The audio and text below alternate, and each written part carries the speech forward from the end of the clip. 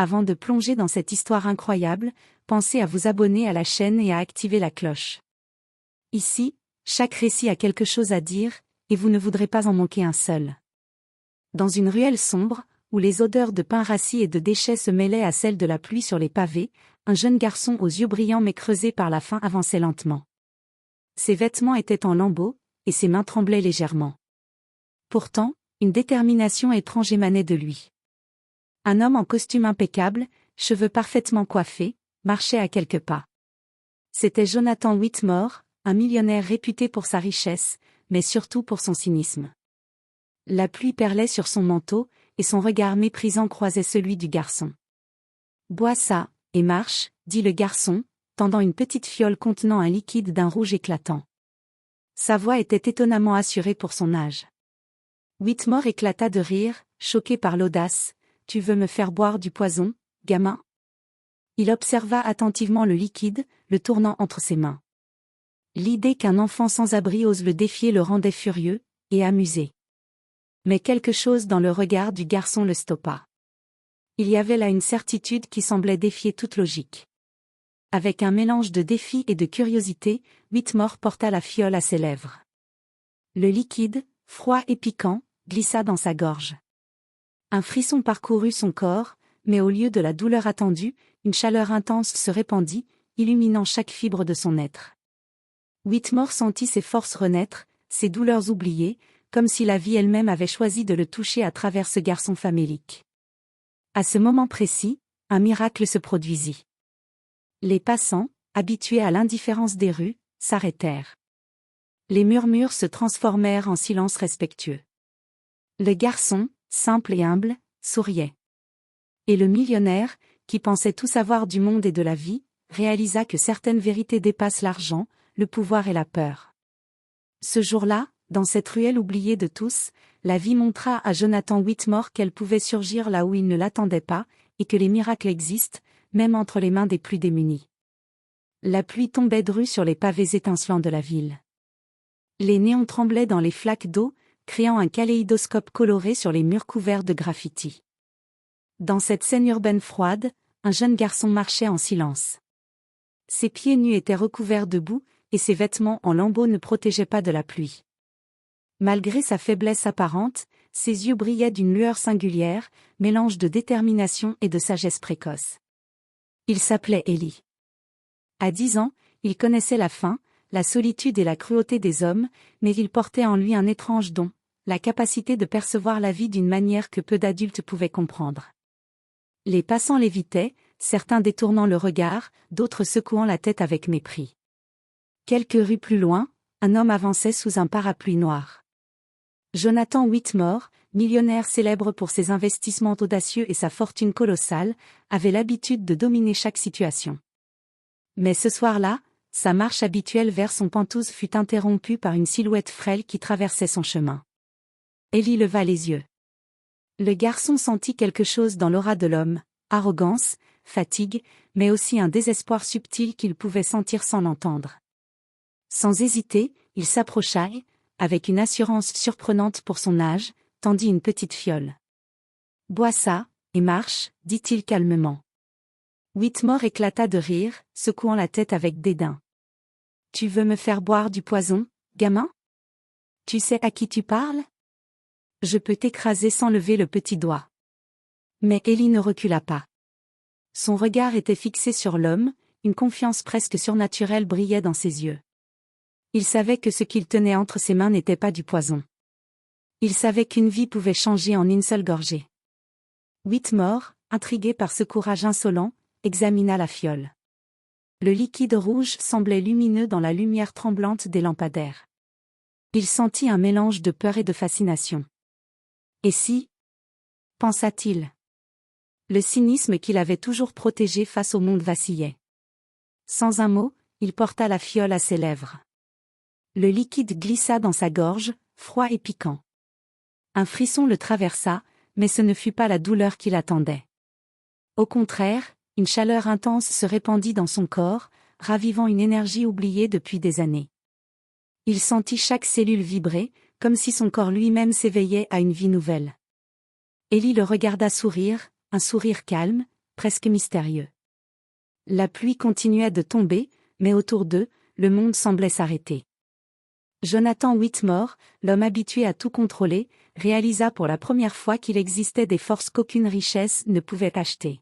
« Qui es-tu » murmura-t-il, à la fois incrédule et émerveillé. « Quelqu'un qui croit que tout le monde mérite une seconde chance, » répondit Ellie, avant de disparaître dans la ruelle, laissant derrière lui un mystère que Whitmore ne serait pas près d'oublier. Ce soir-là, la vie et la chance changèrent de camp. Et aucun des deux protagonistes n'imaginait que cette rencontre sous la pluie allait déclencher une série d'événements qui bouleverseraient leur monde à jamais. Jonathan Whitmore rentra chez lui, le cœur battant plus vite qu'il ne l'avait ressenti depuis des années. Sa grande villa, habituellement silencieuse et glaciale, semblait différente ce soir. Chaque objet, chaque tableau, chaque meuble lui paraissait plus vivant, plus vibrant. Il posa son manteau trempé, incapable de se défaire de l'impression étrange laissée par la fiole et le garçon qui avait disparu. Il essaya de rationaliser, ce n'était qu'un hasard, un liquide quelconque, rien de magique. Mais son corps le contredisait. Ses douleurs chroniques, qu'il avait ignorées pendant des années, avaient disparu. Ses jambes fatiguées supportaient son poids sans effort, et il sentait une énergie qu'il n'avait pas connue depuis sa jeunesse. Le lendemain, au bureau, Whitmore constata que sa concentration avait doublé, que son esprit semblait clair et aiguisé. Chaque décision qu'il prenait était plus rapide, plus précise.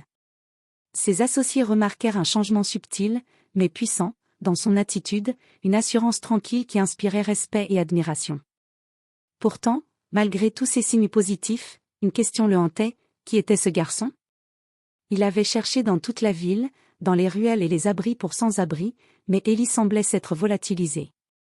Aucun voisin, aucun commerçant, aucun passant ne pouvait le décrire. Comme s'il n'avait jamais existé. Cette absence ne fit qu'attiser la curiosité de Whitmore. Chaque soir, il repensait à la petite fiole rouge et aux paroles du garçon, « Bois ça et marche ». Était-ce seulement un geste symbolique ? Ou Ellie possédait-il vraiment un pouvoir inconnu, capable de transformer la vie d'un homme ? Quelques jours plus tard, un incident inattendu se produisit. Dans une réunion importante avec ses investisseurs, Jonathan réalisa qu'il pouvait comprendre instantanément des problèmes complexes et anticiper leurs conséquences avant même qu'ils ne soient discutés. Il prédit avec précision le comportement de certains concurrents, évitant des pertes majeures et multipliant ses gains. Les associés étaient stupéfaits. Whitmore, lui, était à la fois fasciné et effrayé. Était-ce simplement une amélioration physique et mentale, ou Ellie lui avait-il donné quelque chose de plus profond, quelque chose d'indéfinissable ? Cette nuit-là, dans le silence de sa villa, Jonathan se leva et regarda par la fenêtre la ruelle où tout avait commencé. La pluie avait cessé, mais une intuition le poussait à croire qu'Ellie n'était pas simplement un garçon perdu dans la ville. Que quelque chose de plus grand, quelque chose d'inexplicable, venait de commencer. Sans le savoir, Jonathan Whitmore venait d'ouvrir une porte vers un monde où les miracles pouvaient exister, et où sa vie ne serait plus jamais la même. Le lendemain matin, Jonathan Whitmore se réveilla dans son penthouse aux immenses baies vitrées, mais quelque chose avait changé. Le soleil filtrait à travers les rideaux luxueux, illuminant les murs couverts d'œuvres d'art valant des millions, et pourtant, il n'arrivait pas à ressentir la satisfaction habituelle que procurait sa richesse. Le goût du liquide rouge d'Ellie était encore présent sur sa langue, et avec lui, une sensation étrange, énergie, clarté, et surtout, une curiosité qu'il n'avait jamais ressentie depuis son enfance. Whitmore, l'homme habitué à tout planifier, sentit un doute et un frisson de peur s'installer. Qui était ce garçon ? Il descendit dans sa cuisine, cherchant un café pour se réveiller, mais la machine automatique sembla fonctionner plus lentement qu'à l'accoutumée. Chaque détail de son appartement, chaque objet qu'il touchait, lui paraissait soudain plus vivant, plus réel. Whitmore se remémora le visage d'Ellie. Ce garçon famélique, mais d'une force intérieure incroyable, avait dit ces mots simples mais déconcertants, « Bois ça et marche ». Ces mots tournaient dans sa tête comme un écho incessant. Pourtant, il y avait autre chose. Des souvenirs enfouis refirent surface, des moments d'innocence oubliés, des rêves qu'il avait abandonnés pour le profit et le pouvoir. Une question lui vint à l'esprit, et si la richesse n'était pas la vraie mesure de la vie ? Plus tard dans la matinée, Alors qu'il tentait de se concentrer sur ses affaires, une série de petits événements étranges se produisit. Son téléphone vibra avec un message inconnu. « Regarde autour de toi. Tout ce que tu crois savoir pourrait changer. » Whitmore sentit un frisson parcourir son dos. Le garçon? Le mystérieux Ellie? Comment pouvait-il connaître son nom, ou même avoir accès à ses coordonnées? Il passa la journée à observer chaque détail de son environnement avec une attention nouvelle. Les employés de ses entreprises semblaient plus humains, les bruits de la ville plus vibrants, et même l'air respiré semblait porter un parfum inattendu de nouveautés et de possibilités. C'était comme si Ellie avait ouvert une fenêtre sur une dimension de la vie qu'il avait toujours ignorée. Le soir venu, incapable de résister à cette fascination grandissante, Whitmore sortit de son appartement et se mit à errer dans les rues qu'il connaissait pourtant par cœur. Il chercha partout ce garçon, dans les ruelles, près des marchés, aux coins sombres où la misère et l'espoir se mêlaient. Mais Ellie avait disparu. Pourtant, quelque chose persistait, la conviction que ce petit être, frêle mais extraordinaire, avait en main un pouvoir de transformation. Et Whitmore comprit qu'il n'était plus question d'argent, de pouvoir ou de contrôle. Il devait retrouver Ellie, non seulement pour comprendre le miracle, mais pour découvrir ce qu'il avait perdu depuis si longtemps, la vie véritable. Jonathan Whitmore sentit pour la première fois une urgence qu'aucun contrat, aucune réunion, aucun investissement ne pouvait lui donner. Ellie n'était plus seulement un mystère, il était devenu une obsession. Qui était ce garçon? D'où venait-il? Et comment un simple liquide avait-il pu réveiller en lui une telle énergie et une telle clarté? Il commença sa recherche dès le lendemain, s'immergeant dans les quartiers défavorisés de la ville, là où le luxe et la richesse ne laissaient aucune trace.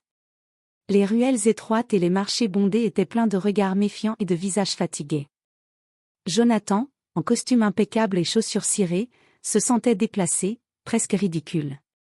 Mais il ne s'en souciait pas. Il devait retrouver Ellie. Chaque personne à qui il demandait quelque chose secouait la tête ou haussait les épaules. Le garçon semblait avoir disparu dans l'air même. Mais Whitmore ne se découragea pas. Il suivait un instinct qu'il n'avait jamais ressenti auparavant, un mélange d'intuition et d'urgence, comme si une force invisible le guidait. En fin d'après-midi, il arriva dans un petit parc abandonné, où les balançoires grinçaient dans le vent. Là, un vieil homme nourrissait les pigeons, et Jonathan s'approcha. « Excusez-moi, avez-vous vu un garçon, petit, avec des yeux perçants, étrange ?» demanda-t-il, sa voix trahissant une inquiétude inhabituelle. Le vieil homme le fixa, hésitant, puis répondit. « Peut-être, il passe souvent ici, mais il ne reste jamais longtemps. On dirait qu'il sait où aller avant même de décider. » Whitmore sentit son cœur s'accélérer. Cet indice était mince, mais suffisant pour lui donner de l'espoir. Il se mit à arpenter le parc, regardant chaque coin, chaque recoin, les yeux grands ouverts. Et puis, dans un éclat de lumière du soir, il aperçut une silhouette familière, Ellie, assis sur un banc, les yeux rivés sur le ciel. « Ellie !» appela-t-il, sa voix tremblante d'excitation et de soulagement. Le garçon leva les yeux, le regard calme mais profond. « Je vous attendais, » dit-il simplement, comme s'il savait que Jonathan viendrait. Whitmore s'avança, stupéfait. « Tu savais ?» ?»« Oui, » répondit Ellie, en souriant légèrement. « Certains miracles n'arrivent que si on est prêt à les chercher. » À cet instant, Jonathan comprit que cette quête ne serait pas simplement une affaire de curiosité ou de gratitude. Ellie détenait un secret qui pourrait bouleverser sa vie, et peut-être celle de bien d'autres. Mais il savait aussi que ce garçon mystérieux ne se révélait pas facilement. Pour gagner sa confiance, il devrait montrer qu'il était prêt à changer, à apprendre, à devenir plus qu'un simple homme de richesse et de pouvoir. Et ainsi commença véritablement la quête de Whitmore, comprendre Ellie, découvrir le miracle derrière ce garçon et apprendre que la vie ne se mesure pas à ce que l'on possède, mais à ce que l'on est capable de transformer. Le lendemain matin, Jonathan Whitmore retrouva Ellie au même parc. Cette fois, il ne venait pas seulement pour chercher des réponses, mais avec une volonté de comprendre. Le garçon l'attendait, assis sur le banc, le visage serein comme si le temps ne l'atteignait pas. « Tu es revenu ?» dit Ellie avec un léger sourire. « Prêt à apprendre ? Je veux comprendre, » répondit Jonathan, encore sous le choc des événements précédents. Ellie se leva et commença à marcher lentement à travers le parc, ses pas légers malgré sa petite taille. Tout ce que tu crois savoir sur le pouvoir, l'argent et le contrôle, oublie-le, dit-il. La vraie force n'est pas celle que l'on possède, mais celle que l'on partage. Jonathan l'écoutait attentivement, intrigué et légèrement frustré.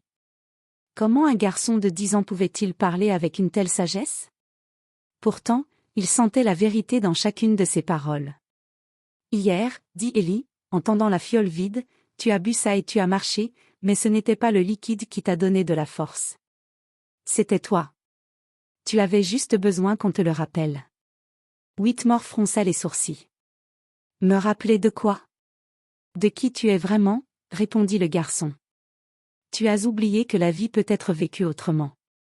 Que le monde n'est pas fait que pour ceux qui ont de l'argent. Que certaines choses valent plus que tout. Jonathan sentit un poids se lever de ses épaules. Pour la première fois depuis des années, il comprit qu'il avait vécu en pilote automatique, obsédé par la richesse, sans jamais ressentir la vie. Alors, que dois-je faire? Demanda-t-il, la voix basse. Ellie sourit mystérieusement. Commence par écouter. Observe. Aide. Et, surtout, fais confiance à ce que tu ne comprends pas encore. La vie a ses propres règles. Et je vais te les montrer. Pendant plusieurs heures, Ellie guida Jonathan à travers les rues qu'il connaissait pourtant par cœur, mais qu'il voyait maintenant sous un angle totalement nouveau. Ils passèrent par des ruelles cachées, des places abandonnées, des cafés modestes où les visages des gens racontaient des histoires qu'ils n'avaient jamais pris le temps de voir. À chaque arrêt, Ellie posait des questions, encourageait Jonathan à réfléchir, à observer les petites choses, le sourire d'un enfant qui joue, la générosité silencieuse d'un passant, la force tranquille des personnes oubliées par la société. Regarde, dit Ellie en désignant un vieil homme qui offrait de la soupe à d'autres sans-abri. La vraie richesse est là. Jonathan sentit une émotion nouvelle l'envahir, une combinaison de respect, d'émerveillement et de culpabilité. Il réalisait qu'il avait passé des années à ignorer ce qui importait vraiment. Ce jour-là, une transformation intérieure commença. Jonathan comprit que retrouver Ellie n'était pas seulement une quête pour comprendre un miracle, mais un voyage pour redécouvrir sa propre humanité. Et dans les yeux du garçon, il vit une promesse silencieuse, ceux qui sont prêts à changer peuvent accomplir l'impossible. Les jours suivants, Jonathan Whitmore sentit que sa vie ne serait plus jamais la même. Les leçons d'Ellie résonnaient dans chaque décision, chaque geste, chaque rencontre. Mais comprendre la sagesse d'un garçon de 10 ans était une chose, la mettre en pratique en était une autre. Ce matin-là, il se rendit dans un quartier qu'il avait toujours évité, une partie pauvre de la ville, où les bâtiments semblaient sur le point de s'effondrer et où les enfants jouaient dans la poussière et les flaques. La première mission qu'Ellie lui avait donnée était simple, mais profondément perturbante pour l'orgueil du millionnaire, aide sans rien attendre en retour. Whitmore se retrouva devant un petit commerce, tenu par une vieille femme, Mrs. Thompson. Elle l'observa avec méfiance, ses mains calleuses posées sur le comptoir. Je veux aider, dit-il, hésitant. Avez-vous besoin de quelque chose? Mrs. Thompson le dévisagea, puis haussa les épaules. Si vous voulez vraiment aider, commencez par débarrasser cette ruelle des déchets qui étouffent nos enfants. Jonathan sentit son cœur se serrer. Il, qui avait passé sa vie à déléguer, à acheter du temps et des solutions, devait maintenant se baisser, ramasser des ordures et affronter la réalité de ce qu'il avait toujours ignoré. Avec hésitation, il commença. La pluie fine qui tombait ne l'aidait pas, et chaque sac de déchets qu'il portait semblait peser une tonne. Mais à chaque geste, il sentait quelque chose changer en lui. Une fierté différente de celle que l'argent procurait, une satisfaction pure, simple, humaine. Alors qu'il travaillait, un groupe d'enfants curieux s'approcha, observant le milliardaire en costume, couché sur les pavés. L'un d'eux, un petit garçon avec des yeux pétillants, demanda. « Pourquoi tu fais ça ?» Jonathan sourit, un sourire nouveau, sincère. « Parce que quelqu'un m'a montré que ça compte, et que je veux apprendre. » À ce moment, il sentit une énergie familière, comme celle de la fiole qu'Ellie lui avait donnée. Il comprit que le miracle n'était pas dans la boisson, mais dans le changement qu'il choisissait d'accepter. Plus tard dans la journée, Ellie apparut, comme toujours silencieux et mystérieux. Bien, dit le garçon. Tu commences à voir. Mais la route est longue. Chaque acte, même petit, est une pierre sur le chemin de la véritable richesse. Jonathan acquiesça. Il savait que les leçons d'Élie ne seraient pas faciles. Chaque défi le forcerait à affronter son ego, son passé, et les illusions qu'il avait construites autour de sa vie. Mais pour la première fois, il sentait que le véritable miracle n'était pas dans un liquide ou un pouvoir surnaturel, mais dans le courage de changer, et dans le choix de marcher sur ce nouveau chemin, malgré la douleur, la honte et la peur. Et tandis que le soleil se couchait sur les ruelles encombrées de la ville, Jonathan Whitmore sentit que, pour la première fois, il était exactement là où il devait être. Depuis sa rencontre avec Élie, Jonathan Whitmore sentait sa perception du monde évoluer à chaque instant. Les affaires et les comptes bancaires, qui avaient autrefois constitué l'univers entier de sa vie, semblaient maintenant insignifiants face aux réalités humaines qu'il observait. Mais ce changement intérieur devait se traduire en actions concrètes. Ce matin-là, il se rendit dans une école publique du quartier, guidé par Élie. Les murs étaient couverts de craie, les fenêtres sales et fissurées, mais les rires des enfants résonnaient malgré tout. Élie lui montra un coin de la cour où quelques élèves essayaient de réparer un vieux toboggan rouillé. « Regarde, dit Élie. La vraie force ne se montre pas dans les comptes en banque, mais dans le courage de rendre la vie meilleure pour les autres. » Jonathan, hésitant, s'approcha. Il proposa son aide pour rénover le toboggan et repeindre les murs. Les enfants, d'abord méfiants devant l'homme en costume luxueux, finirent par sourire et participer. Petit à petit, la cour s'illumina de couleurs, de rires et d'énergie. Jonathan sentit une satisfaction qu'aucune acquisition matérielle n'avait jamais provoquée. Mais Élie l'observait, attentif. « Bien, dit-il. Tu vois comment un simple geste peut changer la perception des autres ? Mais la vraie épreuve est de maintenir ce changement malgré le doute et la peur. » Plus tard, dans le même quartier, Jonathan s'arrêta devant un centre communautaire en difficulté. Les responsables semblaient désespérés, incapables de financer les programmes pour les jeunes. Jonathan sortit son téléphone et proposa d'aider à moderniser les installations et à créer de nouvelles activités pour les enfants. Les yeux des responsables s'illuminèrent. Pour la première fois, ils croyaient qu'un homme de son calibre pouvait réellement vouloir changer leur quotidien, sans arrière-pensée. Pour Jonathan, chaque action était un test, sa patience, son humilité et sa capacité à écouter. Et à chaque geste, il sentait la transformation se renforcer, comme si le miracle d'Élie se déployait à travers lui. Cependant, le mystère d'Élie restait entier. Jonathan commençait à remarquer des choses étranges, le garçon semblait savoir exactement quand et où apparaître, anticiper ses pensées et même ses doutes. Il disparaissait parfois pendant des heures, puis revenait avec un sourire énigmatique, comme s'il connaissait des vérités que Jonathan n'était pas encore prêt à comprendre. « Pourquoi fais-tu tout ça ?» demanda Jonathan un soir, alors qu'il marchait sous les lampadaires tremblants. « Pourquoi moi ?»« Parce que tu étais prêt à écouter, » répondit Élie simplement. « Et certains miracles n'arrivent que quand le moment est juste. » Jonathan comprit que ce garçon n'était pas seulement un guide, il était un catalyseur, une force qui révélait ce qui dormait en lui. Et alors que la nuit tombait sur la ville, Jonathan Whitmore comprit que sa vie venait de changer pour toujours, et que chaque jour à venir serait une épreuve, mais aussi une chance de créer des miracles autour de lui. Quelques semaines après sa rencontre avec Élie, Jonathan Whitmore commençait à se sentir plus léger, plus humain. Ses actes de bonté commençaient à inspirer ceux qui l'entouraient, les enfants de l'école jouaient dans des cours rénovés, les commerçants du quartier recevaient son aide pour moderniser leurs boutiques, et même ses employés commençaient à percevoir un changement dans son attitude. Mais Élie savait que le véritable test n'était pas la reconnaissance ou le succès immédiat. Il savait que chaque transformation avait sa phase d'épreuve. Un après-midi, alors qu'il traversait un marché animé, Élie s'arrêta soudain et regarda Jonathan avec sérieux. « Il est temps de voir si tu as vraiment compris, » dit-il. « Mais cette fois, tu devras choisir sans que je sois là pour te guider. » Avant que Jonathan ait pu réagir, un attroupement se forma autour d'une scène qui aurait pu passer inaperçue dans le tumulte du marché. Une femme hurlait, tenant dans ses bras un jeune garçon qui venait de tomber et s'était gravement blessé. Le marché se figea, mais personne n'osait s'approcher. Jonathan sentit son cœur s'emballer. Son instinct lui disait d'intervenir immédiatement, mais le doute et l'orgueil qu'il portait depuis des années refirent surface. Il pensa à ses affaires, à ses rendez-vous, mais les yeux d'Élie, apparaissant soudain derrière lui, le rappelèrent à la réalité.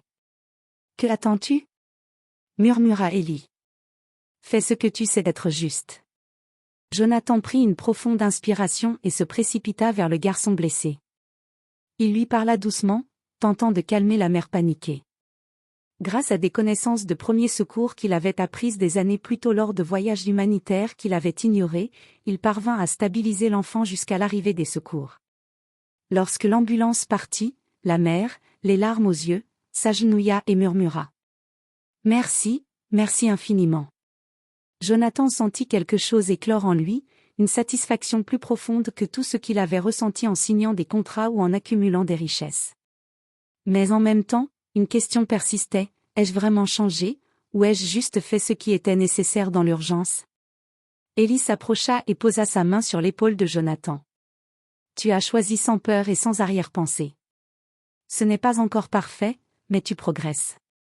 Les miracles ne se mesurent pas à l'instant, mais à la constance et à la sincérité. Jonathan comprit que sa transformation serait testée encore et encore, à travers des situations imprévues, des choix difficiles et des confrontations avec lui-même. Et il réalisa qu'Élie n'était pas seulement un guide, mais aussi un miroir, chaque action révélait sa véritable nature. Alors que le marché reprenait son agitation, Jonathan Whitmore sentit pour la première fois qu'il était prêt à affronter n'importe quelle épreuve, parce que désormais, il comprenait ce que le garçon avait voulu lui montrer, la vie véritable n'attend pas le confort ni la sécurité, elle exige le courage et l'action. Les semaines passaient, et la présence d'Élie continuait de transformer Jonathan Whitmore. Ses actions, désormais guidées par l'empathie et la conscience de chaque geste, commençaient à avoir un effet inattendu sur la ville. Les habitants du quartier, initialement méfiants, commençaient à lui faire confiance. Les enfants souriaient davantage, les commerçants étaient plus unis, et même les passants semblaient regarder Jonathan différemment. Un soir, alors que la lumière dorée du crépuscule baignait les rues, Élie conduisit Jonathan dans une ruelle encore inconnue, derrière les bâtiments du marché. L'endroit semblait banal à première vue, mais Élie s'arrêta devant une petite porte en bois, presque dissimulée par des plantes grimpantes. « Ici, dit-il, c'est le cœur de ce que je veux te montrer. Mais tu dois promettre de rester ouvert. » Jonathan acquiesça. Il avait appris à se laisser guider, même dans l'inconnu. Élie poussa la porte, révélant une pièce secrète remplie de livres anciens, de cartes de la ville, et d'objets mystérieux dont la signification échappait totalement aux milliardaires. Au centre, une petite table avec une fiole rouge similaire à celle qu'Élie lui avait donnée la première fois. « Ce que tu as bu, dit Élie, ce n'était pas un miracle en soi. C'était un déclencheur. Mais il y a quelque chose de plus grand, quelque chose que je dois te montrer maintenant. » Jonathan sentit son cœur battre plus vite. « Quoi donc ?» demanda-t-il. Élie sourit, mais cette fois son sourire était différent, presque grave. « Ma famille, ou plutôt ce que je suis, n'est pas ce que tu crois. Je ne suis pas seulement un garçon ordinaire. Ma capacité à ressentir et à influencer le monde autour de moi, elle vient d'une lignée de personnes qui ont appris à voir la vérité derrière les apparences. Nous ne guérissons pas seulement le corps, mais aussi l'esprit. » Jonathan cligna des yeux, incrédule. « Tu veux dire que tu peux provoquer des miracles? » « Oui, dit Élie. Mais pas comme tu l'imagines. Les miracles ne se forcent pas, ils se révèlent. Et pour cela, il faut être prêt à changer, à agir et à voir ce que les autres ignorent. » Jonathan sentit un mélange d'admiration et de peur. Tout ce qu'il croyait savoir sur le monde venait de basculer. Le garçon devant lui, si fragile en apparence, détenait un pouvoir que peu d'adultes pourraient comprendre. « Et maintenant ?» demanda Jonathan. « Maintenant, dit Élie, tu dois utiliser ce que tu as appris pour toucher plus de vie. Les miracles ne sont pas seulement pour toi, ils sont pour tous ceux qui ont besoin d'espoir.